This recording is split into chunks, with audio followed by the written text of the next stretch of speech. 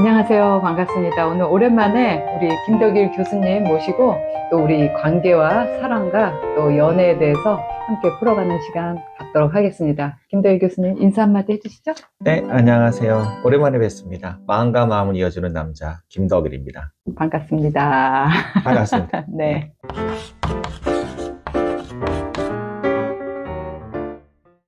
교수님이 생각하기에는 좋은 인연, 나쁜 인연이 따로 있다고 생각하시는지. 저는 심리학자니까 심리학자는 사실 그런 걸 잘 안 믿잖아요. 어떻게 사람들이 만났든지 간에 잘 지낼 수 있는 방법들을 찾고 연구하는 게 저희가 하는 일이라서 네. 이게 인연이 있다 이렇게 생각하기보다는 네. 어려운 관계도 잘 극복할 수 있다. 나쁠 수도 있고 좋을 수도 있다. 그 과정에서. 그렇지만 얼마든지 네. 좋은 관계로 발전할 수 있다. 이 말씀이신 건가요? 그렇죠. 이제 현실 세계에서는 안정적인 사람보다는 불안정한 사람이 많고, 그러니까 불안정한 사람들끼리 만나서 결혼을 하는 경우가 더 많기 때문에, 네.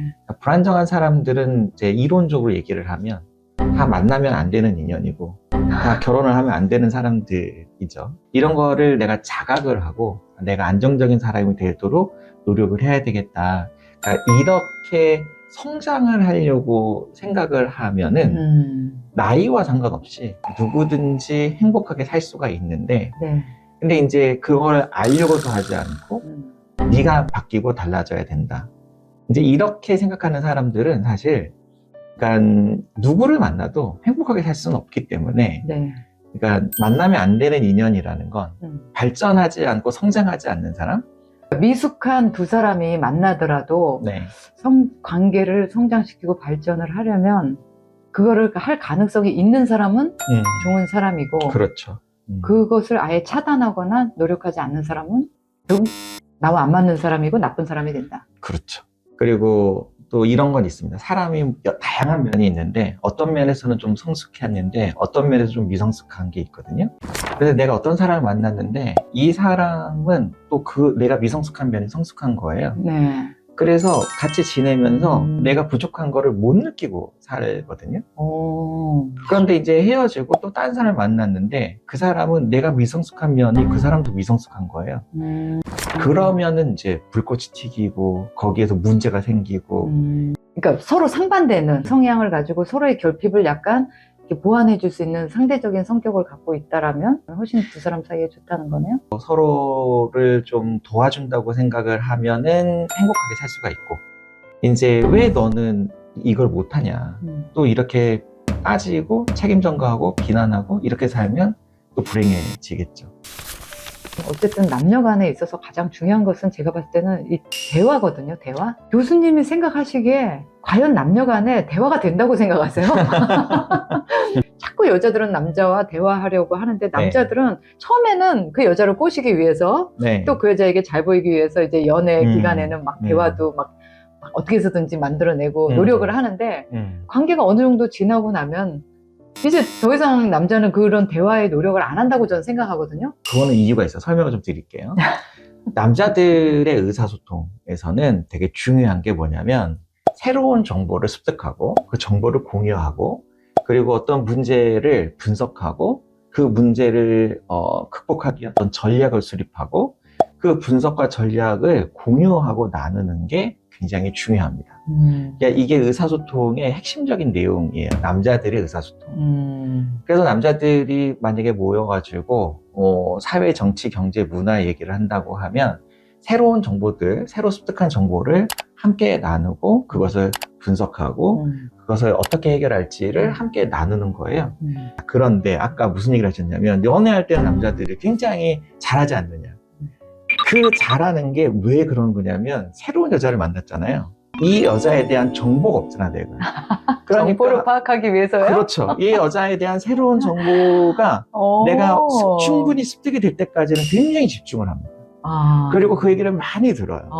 그러니까 데이트를 할 때 여자들은 어떤 생각이 드냐면 이 남자가 굉장히 나에게 관심을 갖고 잘 들어주고 집중하고 대화가 된다. 우리는 소통이 된다. 라고 생각을 하게 되는데 이게 어느 정도 시간이 지났고 이 남자가 이 여자에 대한 정보가 어느 정도 습득이 됐어요. 이제 분석이 되잖아요. 그럼 예측이 되거든요. 이제 이 얘기를 시작하면 결론이 어떻게 나겠구나. 이 사람이 이제 이런 행동을 했으니까 이제 어떤 행동을 하겠구나. 그때부터는 잘 안 들어요. 이제 더 이상 새로울 게 없는 거예요. 그러니까 이거는 연애할 때 다르고 결혼해서 다른 게 아니고 뭐 이제 잡은 물고기니까 내가 다르다가 아니라 애초에 대화의 목적 자체가 달랐던 거예요. 그러네요, 진짜. 약간 과학적인데요? 이렇게 풀어서 네. 얘기를 들어보니까. 네, 이해되시죠? 왜 네, 그런 네, 생각들을 네, 하게 네. 됐는지. 네. 아, 이걸 진짜 몰랐네요. 네, 다 알고 나니까 이제 알고 싶은 게 없는 거네요. 네, 그렇죠.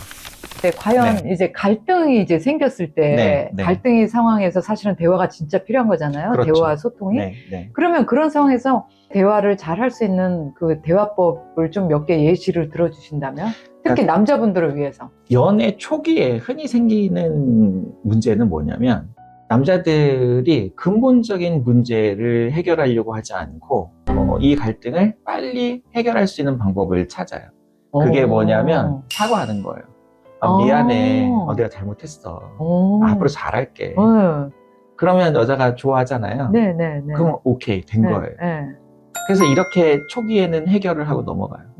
그런데 시간이 좀 지나잖아요. 남자의 행동이 달라지지 않거든요. 항상 자기가 습관처럼 하던 행동을 반복하니까 여자가 화가 난 포인트는 여전히 반복된단 말이에요. 그렇죠. 그럼 여자들이 이제 그때는 이런 질문합니다. 뭘 잘못했는데? 뭐가 미안한데? 뭘 잘못했는지 왜 이렇게 얘기해봐. 잘하세요? 20년 넘게 이혼위기 상담을 하고 산 사람이라서. 너무 여자의 그 딱 정확한 대사를 알고 계시는데요. 근데 이제 이렇게 얘기를 하기 시작을 하면 남자가 당황합니다. 네, 그래서 머리를 막 굴리죠. 그래서 얘기를 하면 처음에는 틀려요. 네, 뭘 잘못했는지 사실 모르기 때문에. 네, 그러면은 커봐, 넌 뭘 잘못했는지도 모르면서 너 무조건 미안하다고 하는 거잖아. 그래서 또 막 머리를 굴려요. 그래가지고 그걸 알잖아요. 왜 내가 뭘 잘못했는지. 그러면 여자가 뭐라고 하냐면 그걸 알면서도 그래? 어떻게 그걸 알면서도 그럴 수가 있어? 그러니까 남자가 틀렸는데 틀렸다고 화냈죠? 내가 맞췄는데 알면서 그런다고 화를 했죠? 그래서 그 다음에는 입을 다물어요. 그 말을 안 하거든요.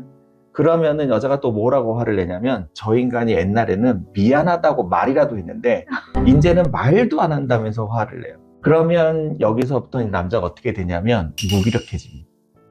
내가 뭘 어떻게 할 수가 없어요. 그러니까 내가 그동안 문제를 해결하기 위해서 여러 가지로 생각을 했잖아요.